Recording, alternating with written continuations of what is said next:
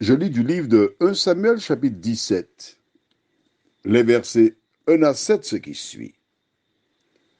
Les Philistins réunirent leurs armées pour faire la guerre et ils se rassemblèrent à Soko, qui appartient à Juda. Ils campèrent entre Soko et Azekah à Éphes Damim. Saül et les hommes d'Israël se rassemblèrent aussi. Ils campèrent dans la vallée des Térébinth et ils se mirent en ordre de bataille contre les Philistins. Les Philistins étaient vers la montagne d'un côté et Israël était vers la montagne de l'autre côté. La vallée les séparait. Un homme sortit alors du camp des Philistins. Il s'avança entre les deux armées. Il se nommait Goliath. Il était de Gath et il avait une taille de 6 coudées et un empan. Sur sa tête était un casque d'airain et il portait une cuirasse à écailles du poids de 5000 cycles d'airain. Il avait aux jambes une armure d'airain et un javelot d'airain entre les épaules. Le bois de sa lance était comme une ensuble de tisserand et la lance pesait 600 cycles de fer. Celui qui portait son bouclier marchait devant lui. Prions. Notre Seigneur, notre Dieu, le peuple d'Israël faisait souvent la guerre. Et aujourd'hui, nous verrons une guerre spéciale.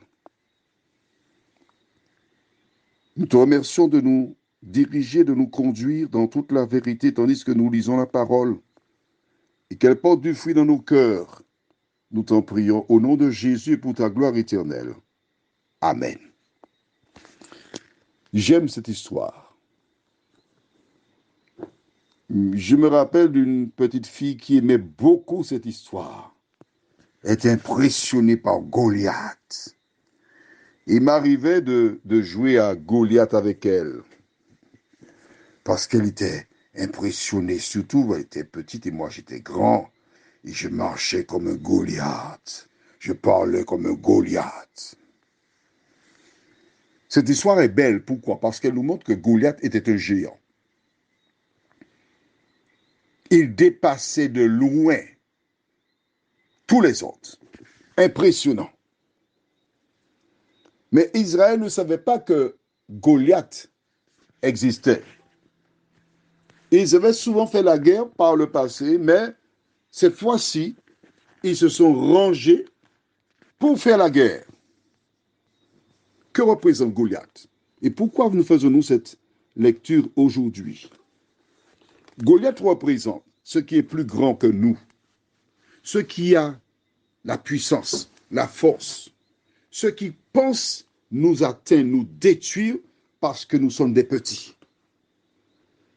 Goliath impressionne. Goliath ne laisse aucune chance à celle ou celui qui oserait venir combattre contre lui. Aujourd'hui, le monde se trouve dans une situation particulière où, partout, on veut imposer aux gens de se faire vacciner. On veut, sous peine de perdre son emploi, inciter les gens à recevoir ce vaccin. Maintenant, il y a des personnes qui sont pour, il y en a d'autres qui sont contre. Mais je voudrais te dire une chose. Lorsque tu lis la Bible, les Écritures, à aucun moment, Dieu n'impose quoi que ce soit à quiconque. Dieu a toujours donné à l'homme la liberté. Et toutes les fois qu'une personne cherche à nous imposer une manière de faire ou d'agir, nous devons être suffisamment sages pour ne pas reconnaître la main de l'Éternel. Si ce n'est pas la main de l'Éternel, tu sais de qui il s'agit. Prions. Notre Seigneur et notre Dieu. Le peuple d'Israël s'est retrouvé face à un géant, grand, fort, qui s'est rangé en bataille, qui avait une mission et qui voulait la réaliser.